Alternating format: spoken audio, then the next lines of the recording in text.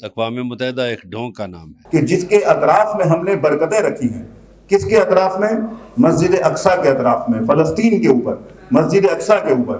کہ مسلمان عوام میں اور حکمرانوں میں بڑا فرق ہے. بہت اچھے، بالکل صحیح. حکمران جو ہیں وہ غلام ہیں اور عوام جو ہیں وہ آزادی چاہتے ہیں کہ ہم عملی طور پر کوئی کام انجام دیں. ہمارے ملک میں فلسطین کا جھنڈا اٹھانا کوئی جرم بن گیا ہے. ایک بڑا اچھا پیغام ہے وہ یہ کہ ان کا معاشی بائیکاٹ تو کریں صحیح. جس کا اسرائیل کو دشمن کو فائدہ ہوتا ہے. بسم اللہ الرحمن الرحیم. اپنے سوشل میڈیا پلیٹ فارم سے میں ہوں علی رضا الوی، اور اگر ابھی تک ہمارا چینل آپ نے سبسکرائب نہیں کیا تو آپ سے التماس ہے کہ ہمارا چینل سبسکرائب کریں، لائک کریں، فالو کریں. اور آج معاملہ ہے فلسطین کا، جس پہ ہم اکثر بات کرتے ہیں، اور آج ہم وہی پرانے دوست جن کو آپ 8-10 سال سے اکٹھے دیکھتے رہے ہیں، ریڈ زون میں، ٹاک ایٹ 7 میں اور بہت ساری جگہوں پہ. تو آج فلسطین کے معاملے پہ بھی اکٹھی بات میرے ساتھ آپ سمجھ گئے ہوں گے، جانتے ہوں گے. ایک نامی گرامی شخصیت، صف اول کے اردو کے کالم نگار اور بہترین انالسٹ، بہترین تجزیہ کار، جناب مظہر برلا صاحب. برلا صاحب آپ کا شکریہ. بہت مہربانی. برلا صاحب، یہ ہم 133 افراد شہید ہو چکے ہیں جرنلسٹ، اور ہزاروں کی تعداد میں عام لوگ مارے جا چکے ہیں فلسطین میں. لیکن ہمیں حیرت یہ ہوتی ہے کہ کنڈمنیشن کا لفظ استعمال کرتے ہوئے بھی سلامتی کونسل میں عالمی ضمیر جو ہے گھبراہٹ کا شکار ہے. دیکھیے، یہ جتنے ادارے بنائے، یہ ڈھونگ رچایا، اقوام متحدہ ایک ڈھونگ کا نام ہے. یہ سب دنیا میں اس وقت جتنے ادارے انسانی حقوق کے یا انصاف فراہم کرنے والے، یہ سب امریکی غلام ہیں. اور مسلمان حکمران بھی اکثریت ان کی امریکہ کے غلاموں پر مشتمل ہے. انہوں نے، کسی نے جبہ پہن رکھا ہے، کسی نے ٹائی لگا رکھی ہے، کسی نے وردی پہن رکھی ہے. تو غلاموں کو ایک اچھا لباس پہننے کا شرف حاصل ہو گیا ہے ہزاروں سال کے بعد. ہزاروں سال پہلے غلام جو تھے وہ اچھا لباس نہیں پہن سکتے تھے. اب غلام اچھا لباس پہن لیتے ہیں، لیکن کام وہی ہے جو غلاموں کا تھا اور غلام کر رہے ہیں. تو جب ان کے مذہب کے لوگ غلام بن جائیں، 57-58 اسلامی ریاستوں میں سے اکثریت غلاموں پر مشتمل ہو، ان کے حکمرانوں پر. یہاں میں ایک واضح بات کروں گا علی رضا الوی صاحب، کہ مسلمان عوام میں اور حکمرانوں میں بڑا فرق ہے. بہت اچھے، بالکل صحیح. حکمران جو ہیں وہ غلام ہیں اور عوام جو ہیں وہ آزادی چاہتے ہیں اور آزادی کے لیے تڑپ رہے ہیں. عوام جو ہیں وہ فلسطین کے حامی ہیں. حکمرانوں کے منہ پہ کفل لگا ہوا ہے اور وہ بول بھی نہیں سکتے. مدد کرنا تو درکنار، تلوار اٹھانا تو درکنار. تو یہ، بلکہ انہوں نے اپنے اپنے معاشروں میں، مسلمان حکمرانوں نے ابن زیاد کی پالیسی اپنا رکھی ہے کہ اپنے لوگوں میں خوف پھیلاؤ، انہیں مارو. آج دیکھیے ہمارے ملک میں فلسطین کا جھنڈا اٹھانا کوئی جرم بن گیا ہے. بہت افسوس. فلسطین پہ بات کرنا جرم ہے. لیکن ہم یہ جرم کرتے رہیں گے. ہم تو غلام نہیں ہیں بھائی، اور نہ ہم غلامی کو مانتے ہیں. ہم کلمہ گو ہیں، اللہ اور اس کے رسول کے ماننے والے ہیں، اہل بیت کے ماننے والے ہیں. ہمارا سر جا سکتا ہے، جھک نہیں سکتا. تو مسلمان عوام میں اور حکمرانوں میں یہی فرق ہے. اللہ کرے ان کو کوئی ہدایت آ جائے. برلا صاحب، آپ کو کیا لگتا ہے اس معاملے کا اینڈ کیا ہے؟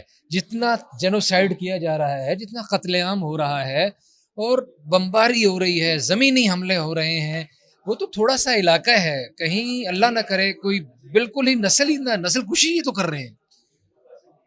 اللہ کی مدد انہیں حاصل ہے. یہ بہت اچھا سوال آپ نے کیا کہ اتنا کچھ ہو رہا ہے چھوٹی سے ٹکڑے پہ.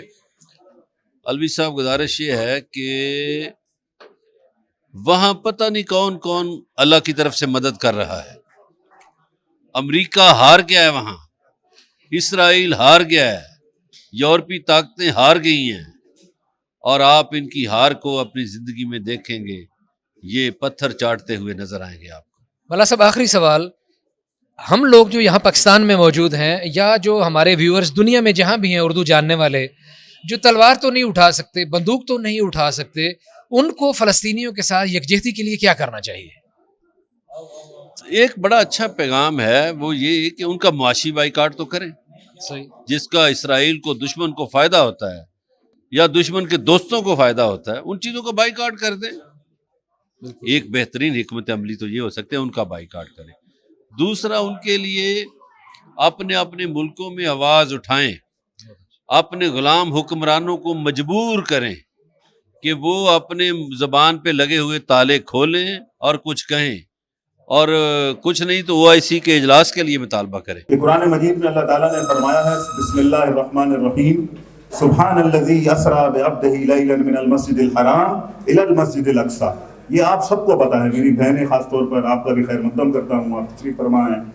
قرآن مجید کے اندر اللہ نے کہا ہے کہ پاک ہے وہ ذات جو اپنے بندے کو لے گئی مسجد حرام سے مسجد اقصی۔ یہ آپ کو پتہ ہے، یہ بات ہے، شب معراج کی بات ہے۔ پھر اسی آیت کا جو اگلا ٹکڑا ہے اس میں فرمایا کہ الذی بارکنا حولہ، کہ جس کے اطراف میں ہم نے برکتیں رکھی ہیں۔ کس کے اطراف میں؟ مسجد اقصی کے اطراف میں، فلسطین کے اوپر، مسجد اقصی کے اوپر۔ اب اگر آپ فلسطین کے لیے گھر سے نکل کر یہاں پر آئے ہیں، ہمارے ہرمیر سنگھ صاحب فلسطین کے مظلوموں کی آواز اٹھا رہے ہیں، رضی صاحب اور آپ دیگر تمام، میں سب کے نام نہیں جانتا ہوں، یہ میری کوتاہی ہے، معافی چاہتا ہوں۔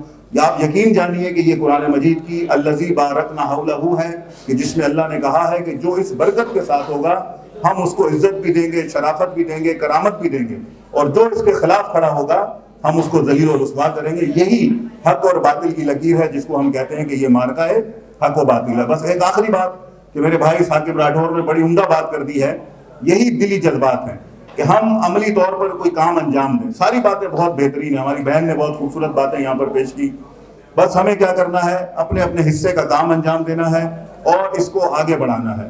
یقیناً یہاں پر آنا یہ برکت ہے، یہاں سے جانا بھی برکت ہے، اور اس کے بعد جو آپ کام انجام دیں گے یہ بھی وہ برکت ہے، اور یہ وہ کام ہے کہ جو ہم اپنا فریضہ انجام دے کر ثابت کریں گے کہ ہم بھی انسان ہیں۔ انہی کلمات کے ساتھ میں ایک مرتبہ پھر آپ سب کا شکریہ، خاص طور پر ہرمیر سنگھ اور ہمارے ورزی طاہر صاحب کا۔ آپ اگر میڈیا پہ سرچ کریں کسی بھی، چاہے پاکستانی میڈیا، خیر پاکستانی میڈیا تو اپنا کوئی انڈیپینڈنٹ سورس نہیں ہے، ہم تو انٹرنیشنل میڈیا سے رپورٹ کرتے ہیں، ہماری تو اپنی کوئی رپورٹنگ نہیں ہے۔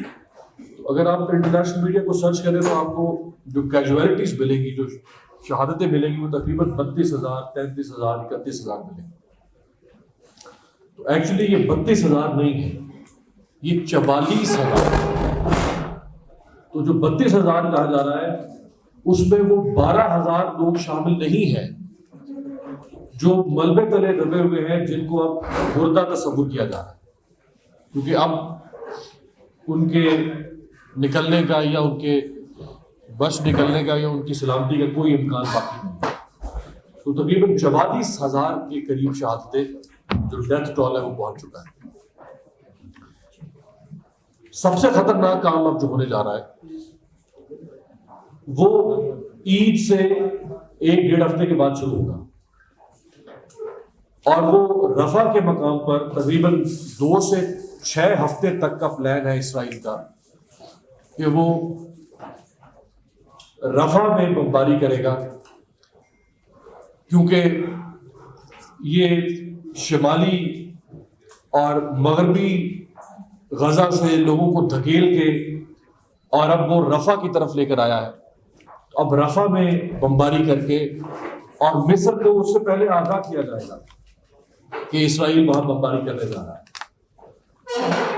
اور وہاں سے پھر فلسطینیوں کا مکمل انخلا یا ان کو بے دخل کیا جائے گا غزہ کی سرزمین سے، اور غزہ کو پھر مکمل انکروچ کرنے کا، جس طرح پہلے وہ ایک بڑے حصے کو تقریباً 70% سے زائد رقبے پر قبضہ کر چکا ہے، اب وہ اس موجودہ غزہ پر بھی قبضے کا منصوبہ عید کے فوری بعد 2 سے 6 ہفتے کے اندر اندر اس کا یہ منصوبہ ہے۔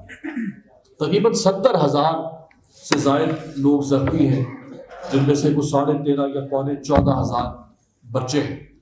میں 2-2.5 ماہ پہلے جس وقت پوری دنیا میں یہ پروٹیسٹ بہت عروج پر تھے، تو میں 2-2.5 ماہ مجھے یورپ میں گزارنے کا اتفاق ہوا۔ میں نے یورپی قوم کو جس طرح غزہ کے لوگوں کے لیے باہر نکلتے دیکھا، میرے لیے یہ زندگی کا بہت دلچسپ اور بہت شرمناک اور بہت تاریخی تجربہ تھا۔